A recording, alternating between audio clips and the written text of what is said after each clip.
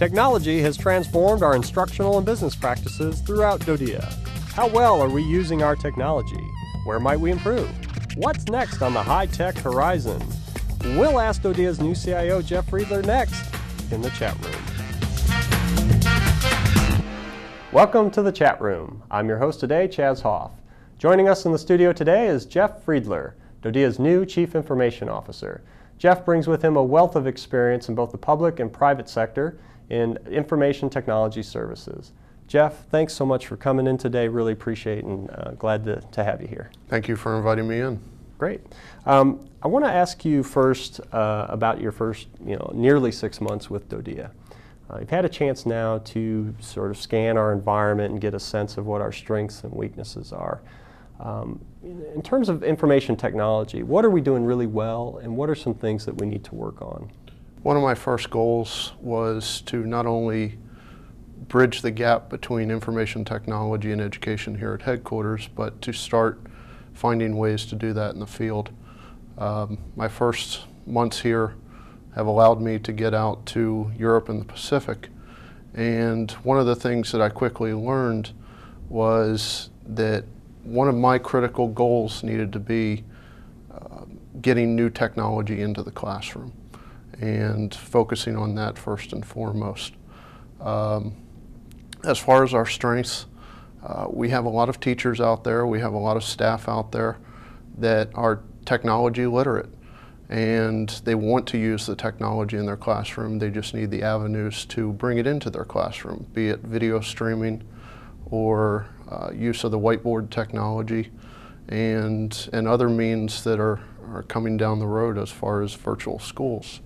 As far as weaknesses, really, I wouldn't regard these as weaknesses. These are just the areas that I'll mention are areas related to areas that we need some improvement, and it's less a weakness, more a future strength that we can look at.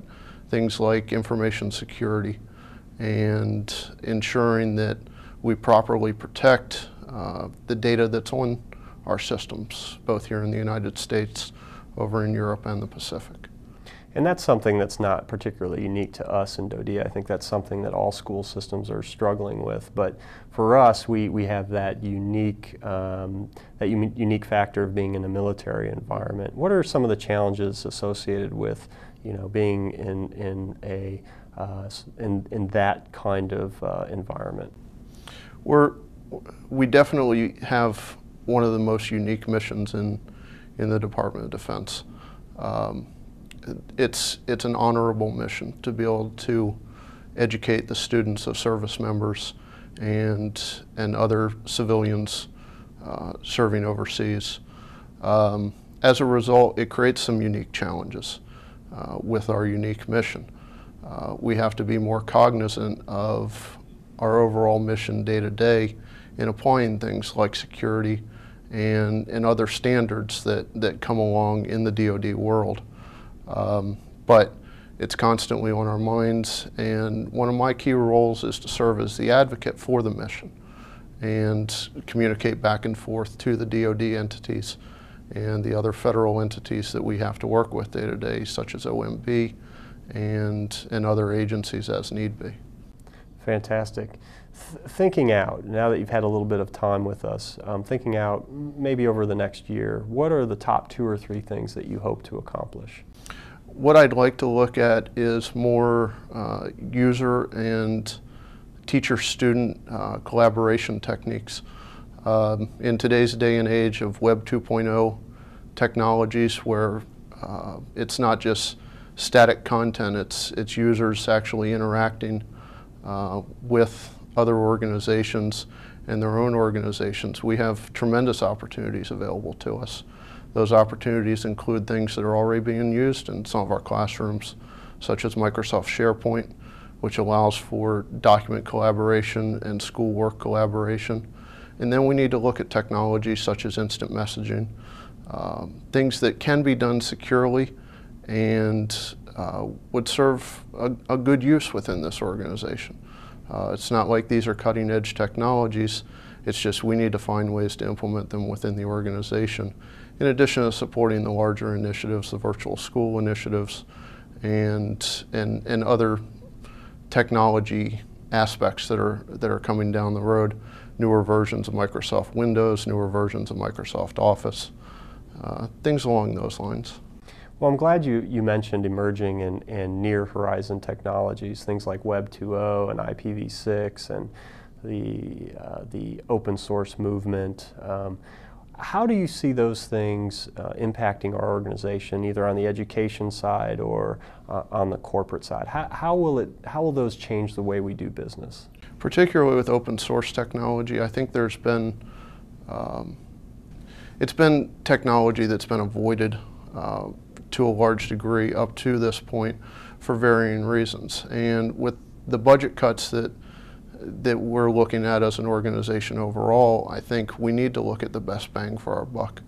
And there are open source technologies that would allow us to implement technologies at a lower price point than going with the standard solutions, the Microsoft solutions or the other solutions that might typically be regarded as the easy avenue. We need to look at measures that would be cost-saving measures, and that's one avenue that we clearly need to look at. As far as IPv6, it's a little further down the road. It's really your next generation internet as far as the backbone of the internet. But a little further down the road, we're going to try to ensure that it's as seamless a transition as possible for everyone from headquarters down to all of our schools, and just make sure that we follow the timelines that have been laid out as far as between now and 2015 are approximately the time frames that everything's going to occur with IPv6. Wonderful. I know that you've worked really hard to reach out to the areas, and recently you invited in the IT chiefs from each of our areas. What were the common threads of discussion, and how do you think those discussions are going to inform your decision making in the months and years ahead? One thing that I believe served as the overall guiding principle for the meetings was that instead of headquarters mandating policy and not being there to share in the responsibility of the implementation, that we wanted to clearly reflect that we wanted to be partners throughout the life cycle, and we wanted to be involved in their initiatives and make sure they were involved in the initiatives that occur from up here that might otherwise impact their operations out in the areas. Some of the things that we talked about included hardware life cycling, getting new equipment into the schools at the workstation level, at the laptop level. We talked about video streaming technologies into the classroom and different ways that we can hopefully implement that technology. We talked about bandwidth and making sure that we design our networks moving into the future to support these technologies, such as video and what would otherwise be typically known as rich media. Rich media, yeah, absolutely. We talked about security aspects, trying to make sure that those are as transparent as possible, all the while still protecting the information that we maintain on staff, teachers, students. One of the things that we tried to do, in addition to our discussions, I don't expect that between myself and the area IT chiefs that we're going to know all the answers. So we've tried to create an environment not only here at headquarters, but we're trying to do the same out to the field that is an open communication channel and continuous collaborative process as far as looking at technologies and examining solutions, looking at what works. And if the areas have found something that works, looking at a full-scale deployment, looking more at an enterprise approach based on what has been proven to be successful. Absolutely. And I know that you've worked hard here, here at headquarters to establish the Joint Technology Planning Board. Talk, if you would, about how that is comprised and what your expectations are for that group. Shortly after I came aboard, we created the Joint Technology Planning Board between information technology and education technology in an effort to create an atmosphere of open sharing of information and making sure that there wasn't cross-duplication between our initiatives, and that that education was brought into the IT initiatives, and hopefully vice versa. As a result of the meetings, I believe it's created more of an open air where folks are comfortable talking about the future initiatives and making sure that players from both sides of the table are involved in these efforts from the very beginning, rather than at the 11th hour bringing in another party and raising the concerns at that point. So it's an early planning along with just an open forum for discussion, whether it's concerns, topics, training, whatever it may be. It was designed with a level of flexibility to allow for what's needed.